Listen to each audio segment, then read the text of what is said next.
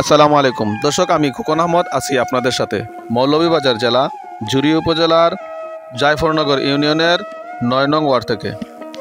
দর্শক, আমি আপনাদেরকে দেখাচ্ছি গ্রাম অঞ্চলের কিছু দৃশ্য, যেই দৃশ্যগুলি এখন গ্রাম অঞ্চল থেকে হারিয়ে যাচ্ছে। এরকম দৃশ্যগুলি আগে খুব বেশি হেমন্তকালে দেখা যেত। আপনারা জানেন এখন হেমন্তকাল, আর হেমন্তকালে বাংলাদেশের প্রত্যেকটা অঞ্চলে শাক সবজির খুব ভালো একটা ফলন হয়। এই দৃশ্যগুলি এখন গ্রাম অঞ্চল থেকে হারিয়ে যাচ্ছে। এরকম একটা দৃশ্য আমরা আপনাদেরকে দেখাচ্ছি।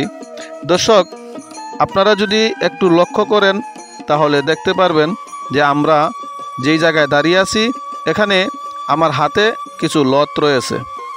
এই লতগুলি আপনারা কে কে কার কার পরিচিত একটু কমেন্ট করে জানাবেন। এইগুলি কি নামে পরিচিত আপনার এলাকায়, তাও একটু কমেন্ট করে জানাবেন। দর্শক, আমাদের গ্রাম অঞ্চলে এগুলিকে মিষ্টি আলুর লত বলে, আর এইগুলিতে মিষ্টি আলু ফলে।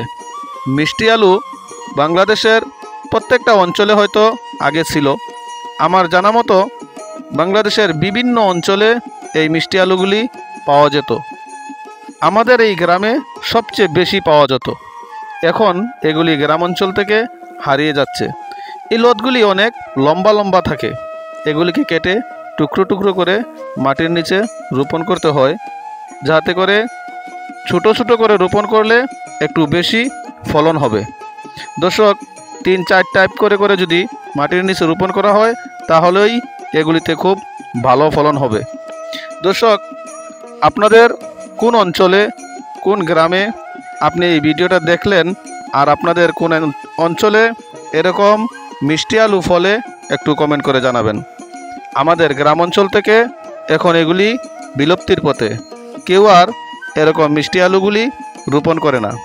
দর্শক, এই মিষ্টি আলুগুলি রোপণ করতে অনেক দক্ষতার প্রয়োজন।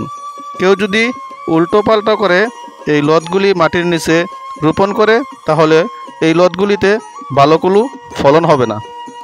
দর্শক, ভিডিওটা যদি ভালো লাগে তাহলে শেয়ার করে সবাইকে দেখার সুযোগ করে দেবেন। এতক্ষণ ভিডিওটা দেখার জন্য আপনাকে অসংখ্য ধন্যবাদ। ভালো থাকুন সবাই।